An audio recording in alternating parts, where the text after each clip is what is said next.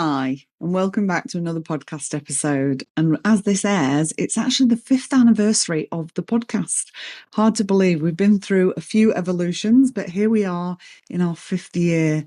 And if you know me, you know I'm all about acknowledging and celebrating our achievements. So I want to take a moment to congratulate myself, thank all of my guests, and thank you, the listeners, for tuning in. I'm Dr. Hayley, and today's episode, we're talking about something really close to my heart, late identification. What it feels like, what it stirs up, and how compassion can be so helpful in navigating all of our human experiences.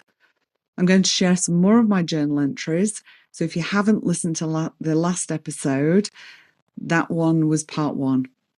What I've noticed in my own experience and in the people I work with is that finding out you're neurodivergent later in life doesn't just change how you see your present, it changes how you see your whole past.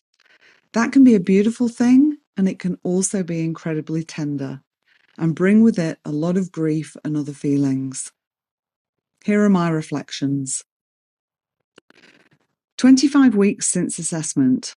I'm getting to know myself better, and that is really helpful. More and more, I'm wanting to become more public about my diagnosis. I have told a few people. I think I want to be more public for 2 reasons. One, I want to fully be myself and proud of who I am.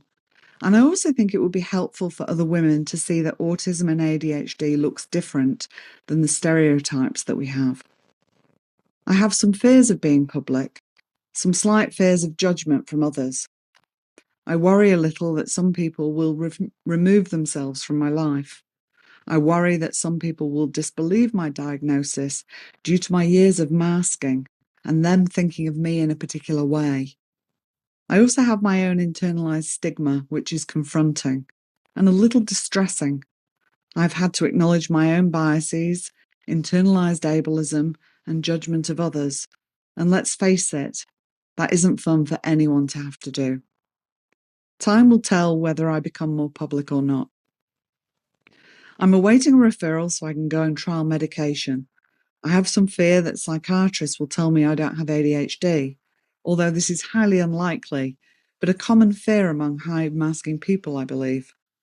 In the meantime, I'm continuing to know myself, learn more about myself, and love myself. 8 months since diagnosis. It's just shy of 8 months since my diagnosis, and I'm feeling more and more inclined to be public about this.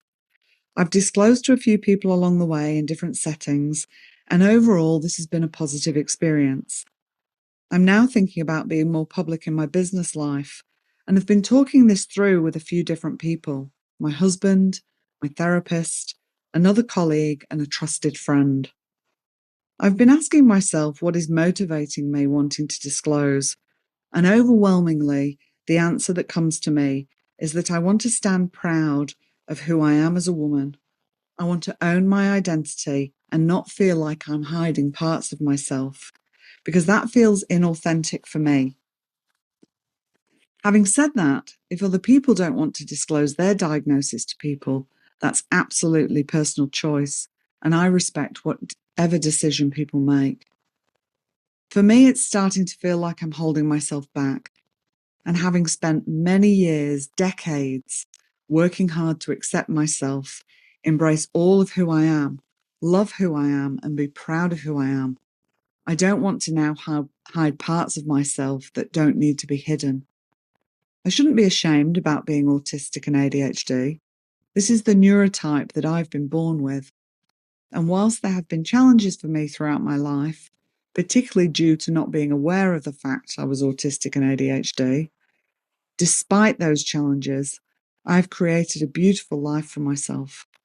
And some of the strengths I have from being autistic and ADHD have helped me build this life. It's getting to the point where I know that I want to be more public. Another reason I want to be more visible is so that other, perhaps younger, or even older neurodivergent women can see that they are not alone, that there are other women like them or similar to them. Another reason as well is to dispel some of the myths and stereotypes around what it means to be autistic and ADHD. I myself grew up with a very different image of what that meant. Probably part of the reason it took me so long to finally get round to getting a diagnosis. I do have some fears about disclosing, fears of judgment from other people. But you know what? That's not how I want to live my life. I want to live life on my own terms. I'm not staying small and I'm not staying quiet because of what other people might think. I'm not doing that. Not everyone in life is going to like me. And that's okay, because you know what? I like me. 3 weeks shy of 12 months since diagnosis. I feel more aware of who I am, what I find helpful and what I find stressful or uncomfortable. I'm realizing more and more that the profession of psychology is leaving me feeling shackled and restrained in ways that do not sit well with me. There is still a lot of judgment and stigma around neurodivergence, particularly autism. And sadly, I think this is mainly rooted in ignorance and a lack of up-to-date, accessible information about the realities of what it means to be autistic. I notice fear about sharing my diagnosis more publicly, and with that comes some anger as well as sadness.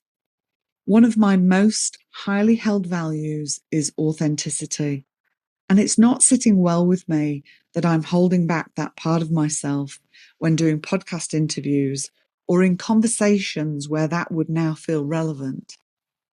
I love myself.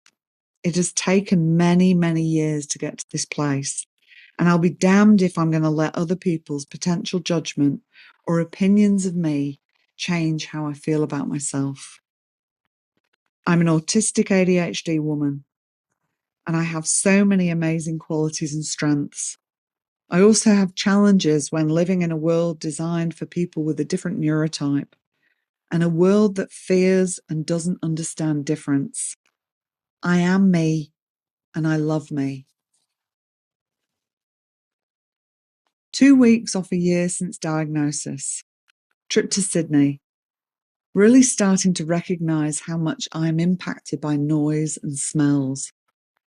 Felt more comfortable enjoying my room and relaxing rather than being outside with crowds or people or in a noisy place like the Queen Victoria building. It's a strange feeling when you come back to the place of recognising that you're not a good fit for the world you live in. I will continue to tune into myself and learn more about myself and how I want to move through the world. It's a process of letting go of long-held views and beliefs about how life should be, how I should behave, and what I should do or not do in different situations. I will continue to design my life in a way that honours who I am. I love myself and I deserve a full, meaningful and beautiful life. First anniversary of diagnosis. Today is 1 year since I received my AuDHD diagnosis. Firstly, wow, that year went by so quickly. How am I feeling about it today? I am proud of who I am. I am so glad I received the diagnosis as it has helped me understand myself even better than before. I haven't been much more public about my diagnosis yet, but I also understand that I will do this in my own right time. I feel supported by my husband and particularly my dear friend Rebecca, and the people I have shared my diagnosis with have been supportive, respectful, and I really appreciate that. I really want to become more public in 2024. One, for myself, so I can feel like I'm out there authentically. And two, because I do think it's important for other women and other people to see different versions of autism and ADHD. I think this helps to educate, inform, and advocate for other people. This feels important to me, and I hope I have the courage to step out and do this in the new year. I know that this compassionate relationship I have with myself will help me do that. Ultimately, I'm proud of who I am. I'm continuing to learn about who I am and how I operate in the world. There have been times of sadness, where I realize that feeling I've had throughout my life of not really belonging in this world does continue, because this world is not designed for people like me, and that does make me sad. But I also know that I have the capacity and the courage to design my world in a way that does work for me, and to surround myself with people who I can relate to and feel comfortable with. I feel immensely grateful for the people in my life and many of the new people in my life who are neurodivergent. That's just been a joy and a blessing. I love me.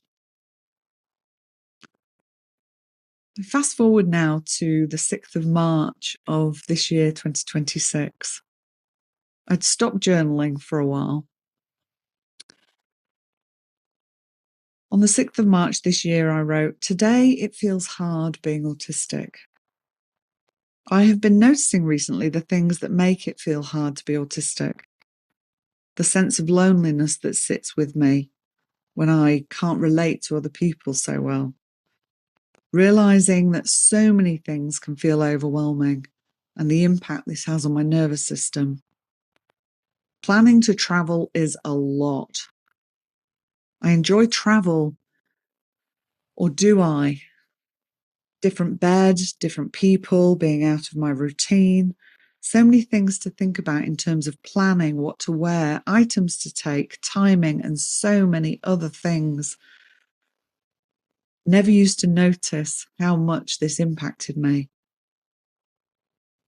In some ways, it's good because it means that I can do the things I need to do to resource myself. And in some ways, it just feels overwhelming and hard. I have found myself feeling more teary lately and at times lacking motivation.